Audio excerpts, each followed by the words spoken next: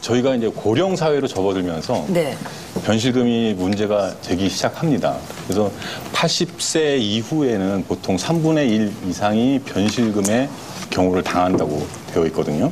그래서 늘 항상 변실금이 있어서 기저귀를 차시진 않지만 어쩌다 보면 음식을 잘못 드시거나 그래서 변이 나도 모르게 나오거나 네. 아니면 방귀를 뀌다가 갑자기 변이 흘러나오거나 이런 경우가 있을 수 있죠. 맞아요.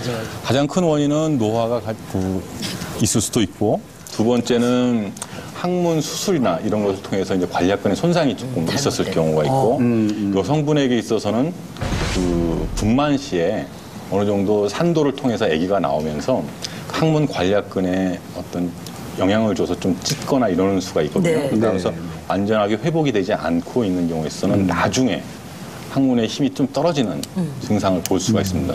그리고 과민성 대장증후군이 심해서 설사 우세형이 있거나 이럴 때도 변이 조금씩 흘러나올 수가 있습니다. 네. 이제 병원에 있다 보면 또 엄마가 이제 뭐 유치원생들 또 초등학생들 또 뭐 여중생이나 여고생 손을 붙잡고 와요. 그래서 왜 오셨습니까? 그러면 이제 아이가 똥을 지린대요. 자기도 모르게 뭐 팬티에 묻고 그런다는 겁니다. 아이들인데. 예. 그러면 변실금이구나. 변이 막 줄줄 샌다는데 그래서 이제 걱정하셔서 오는데 결론부터 말씀드리면 아이나 젊은 애들이 아무 이유 없이 관략근이 망가지는 경우는 없습니다. 네. 전혀 걱정하지 않으셔도 돼요. 그런데 그럼 그런 그 원인이 증상이 뭔데? 왜 일어나냐면 네. 이제 어린아이들 보통 보면 자기 친구들하고 막 놀다가 똥이 마려운 느낌이 왔어요. 그럼 가서 이제 똥 누고 오면 애들이 없을 것 같아. 그러니까 참고 계속 누는 거예요. 똥 마려운 느낌이 조금만 참으면 또 없어지거든요. 그러면 또 여고생이나 이런 아이들은 어떤 아이들이 많냐면 학교 화장실은 못 사용하는 거예요. 맞아. 지저분하다고 여러 명이 사용하는 거예요. 그럼 학교에서는 똥을 안 누고 집에 와서 옵니다. 이렇게 되면 똥이 직장 내에 많이 머물러 있다 수분을 뺏겨서 딱딱해져요. 그러면 똥은 못 나오지만 이제 물 같은 그런 분비물들은 줄줄줄 흘러요. 그게 나오는 거예요. 그래서 애들이 갑자기 그런 걸 똥을 지리면 전혀 걱정하지 않으셔도 됩니다. 그냥 그런 경우에는 네. 관장만 한번 해주면 네. 저절로 좋아집니다. 관장. 그래서 크게 걱정하지 않으셔도 됩니다. 예, 알겠습니다. 변비와 설사가 멈추지 않는 까닭은 장이 아닌 뇌의 문제? 알아두면 좋을 배변장애 제대로 다스리는 법이 공개된다. 자, 장은 제2의 뇌다? 상당히 중요한 것 같아요. 네. 예를 들면 제가 이제 뜨거운 물건을 만약에 만졌어요. 네. 그러면 빨리 손을 떼야 될 거 아닙니까? 그렇죠? 예. 그러면 얘가 뇌에다 알려줘야 되고 뇌에서는 또 빨리 떼어라 이렇게 할 거 아닙니까? 네. 그 서로 연결선이 있는 건데 그걸 우리가 신경이라고 그러는 거 아니겠습니까? 네. 신경을 통해서 서로 연락을 하는 거죠. 근데 그 신경세포가 제일 많은 데가 뇌죠, 뇌. 네. 근데 그 다음으로 많이 분포되어 있는 데가 장입니다. 그래서 제2의 뇌다 그렇게 말을 하는 거예요. 근데 이게 변비나 설사 뭐 이런 얘기를 하는데 이게 왜 중요하냐면 요 대장이 자율신경에 영향을 받아요. 이게 무슨 말이냐면은 말 그대로 자율신경은 내 의지랑은 잘 따르지 않는. 그러니까 예를 들면 아까 장이 안 움직이니까 좀 움직여라. 이것도 안 움직입니다. 장은 자율신경에 영향을 받는 거예요. 팔은 내가 움직일 수 있지만 그런데 장은 감정의 영향을 많이 받아요. 그래서 기분 좋은 데서 식사를 한다든지 뭐 성취감이 있다든지 아무튼 그러면 운동을 잘해요. 자율신경에 영향을 받기 때문에. 그래요? 근데 아주 기분 나쁜 상황, 네. 보기 싫은 사람, 그래서 아무리 좋은 거 먹어도 장이 잘 운동 안 해요. 야, 그렇게 까다로워요? 아니, 신경 쓰이면, 정말 예민하다. 신경 쓰이면 똥이 안 나올 때가 있어요. 맞아, 맞아. 맞아. 그래서 변비가 치료가 어려운 거예요. 왜냐하면 진짜 몰랐어. 먼저는 마음을 다스려야 되거든요. 마음 다스리는 약은 없잖아요. 그래서 변비가 그래서 변비 치료가 어려운 겁니다. 네. 선생님, 저 같은 경우는 보통 그 다른 분들은 여행을 가시면 화장실을 잘 못 간다고 하잖아요. 근데 저 같은 경우는 여행을 가면 집에서는 2, 3일에 한 번씩 하는데 거기 예. 가면 정말 맨날 하고요. 그럼 넌 돌아다니는 팔자다. 그러니까 아니 근데 생각해봤더니 체질이네. 여행 갈 때 예. 남편이 없었어요. 그럼 제가 나 때문에 그럼 똥을 못 먹다는 얘기야? 일상생활에서 스트레스를 많이 받는다는 뜻이죠. 맞습니다. 스트레스가 많으신 거예요. 근데 이제 여행을 가면 그 해방감이 있고 그런데 일반적이진 않아요. 일반적인 분들은 이제 낯선 환경에 가면 잘 못 보시는데 그렇지, 그게 정석이지. 나름대로 그 스트레스를 줄일 수 있는 그런 방법은 각자가 네, 알아서 네. 하시면 될 것 같습니다. 조절해야. 근데 그 스트레스를 받으면 남자와 여자가 차이가 있다는 걸 들었는데 남자는 설사로 나타나고 여자는 변비로 나타난다. 이거 맞는 말입니까? 몸 때문에 그런 건 아닌 것 같고요. 스트레스에 대해서 반응하는 패턴 때문에 그런 것 같습니다. 봐서는. 근데 남자분 같은 경우는 스트레스를 받거나 그러면 어떻게 하시나요? 술을 먹잖아요. 술을 한잔 하시죠? 예. 그 다음 날은 설사가 나오죠. 내보내. 그렇죠. 그렇구나. 그럼 여자는 스트레스 받으면 뭐예요? 스트레스 꽁내. 받으면 꽁하죠. 꽁하고 말 안 하고. 지금 추석이 끝나고 시댁에 가서 일을 열심히 한 다음에 제대로 먹지도 못하고 집에 오면 그때 며칠 동안 쌓인 변이 나오게 되겠죠. 네. 그래서 이 명절 증후군 중에서 변비도 있습니다. 몰랐어. 명절 주군에. 과민성 대장 증후군, 과민성 대장염이 아까 말씀하신 것처럼 설사형 과민성 대장 증후군은 남자가 조금 많거나 비슷한데요. 예. 변비형 과민성 대장 증후군은 여자에서 2배에서 4배 더 높다고 나왔습니다. 스트레스가 원인이라고도 하고요. 근데 그걸로 인해서 폭식을 하거나 아니면은 밥을 안 먹는 등 그런 식이의 변화가 생겨서 나타난다고 합니다. 재밌는 게 저희가 장하면은 똥이나 싸는 장기라고 생각을 하잖아요. 네. 근데 그게 제 뇌라고 하니까 참 재밌는데 실제 저희가 머리 나쁜 사람들 보고 이 말미잘 히드라 같은 뭐 애야 뭐 이렇게 그렇죠. 하기도 하는데 강장동물들이 사실은 장이 만들어지면서 거기서 뇌의 역할을 같이 해요. 그러니까 그만큼 이제 장과 뇌도 밀접하다고 볼 수 있는데 또 하나 재밌는 건 이 반대의 명제도 성립합니다. 장이 제2의 뇌로서 뇌의 영향을 받기도 하지만 장이 뇌에 영향을 주기도 해요. 네. 무슨 얘기냐면 우리 마음에서 우리가 뇌에서 느끼는 어떤 우울감이나 이런 것들을 만드는 전고물질을 장에서 만들어지기 때문에 실제 아주 재밌는 실험이 장내 세포를 없애버린 쥐가 공격성이 굉장히 높아졌다는 실험 보고도 있어요. 그래서 저희가 어떻게 보면 대변을 아주 원활하게 잘 보는 분들이 성격이 좋다고 할 수도 있습니다. 장이 나쁠수록 방귀 냄새가 독하다? 방귀의 횟수와 소리로도 장 건강을 알 수 있다.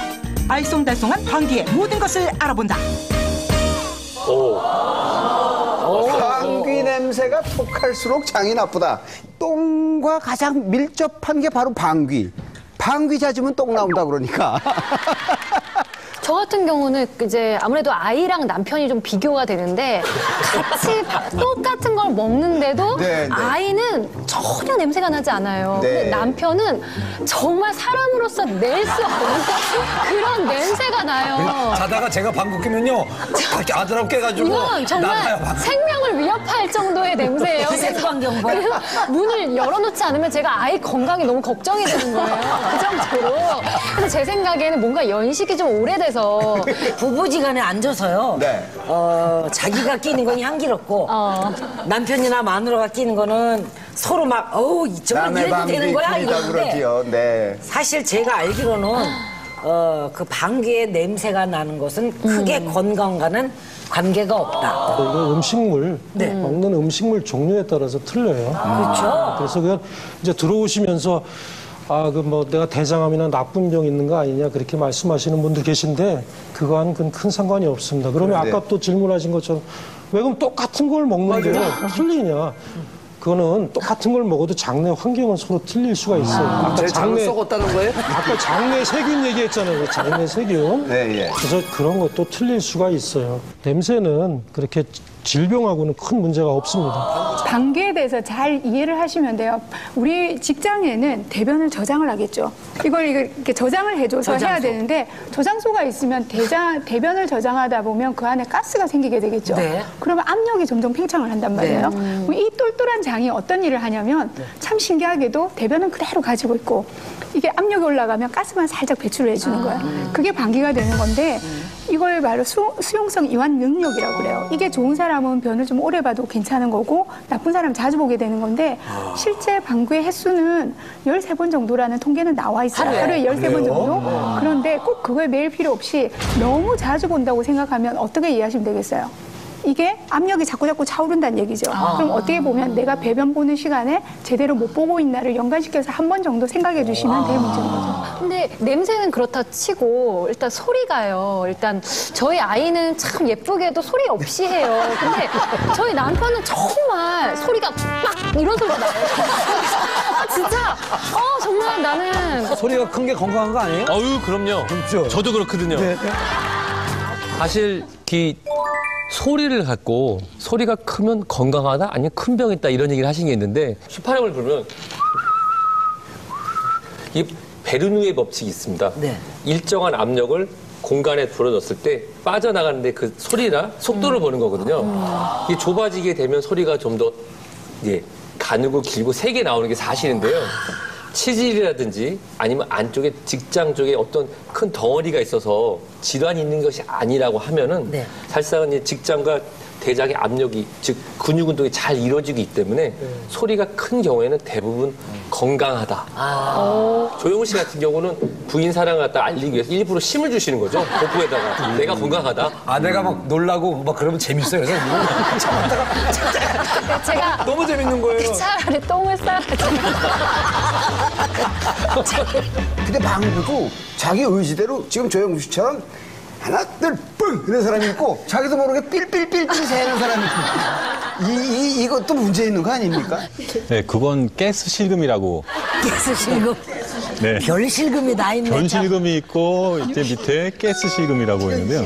치질 수술이나 뭐 항문 수술, 치료 수술을 하고 나서 어느 정도 일정 기간 동안은 감각이 조금 무뎌진 상태고 항문이 완전 자제가 잘 안 이루어진 상태에서는 방구가 약간 불불불 이렇게 새는 걸 갖다가 본인도 모르게 느낄 때가 있습니다.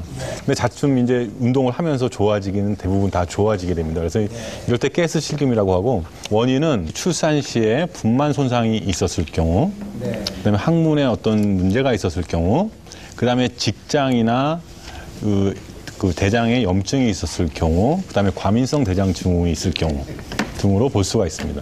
저 때문에 제 아내와 아들이 너무 고통받고 있어서 어떤 이 방귀 어떤 그 고민을 해결할 수 있는 방법 없습니까?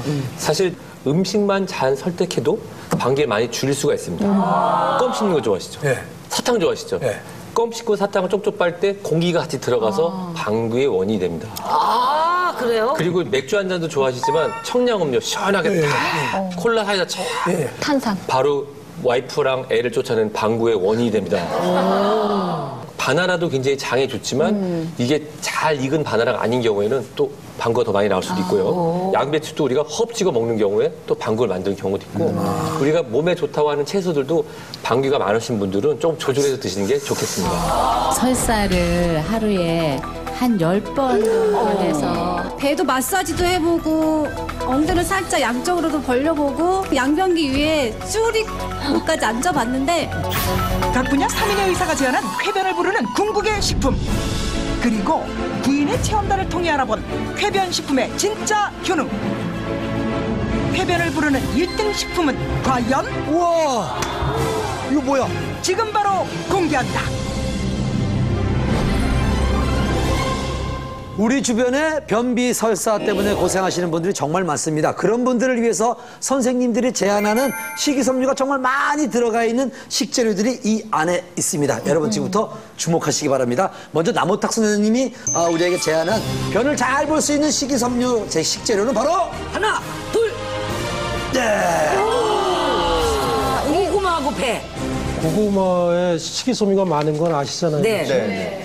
배는 궁금하실 것 같아요. 네. 배는 제가 이제 어떤 걸 강조하기 위해서냐면은 수분이 많이 있잖아요. 이게 수분을 많이 먹어야 돼요. 예를 들어서 식이섬유만 많이 먹고 물을 안 먹으면 수분을 섭취하면 더 힘들어져요. 더 안 먹는 것만으로도 못해요. 그래서 저는 두 가지를 선택한 이유가 식이섬유와 수분을 함께 먹자. 하루에 몇 개 정도? 하루에 1개 정도. 한 개? 네. 자, 남호탁 선생님이 제안한 배와 고구마 여러분 많이 드셔서 정말 변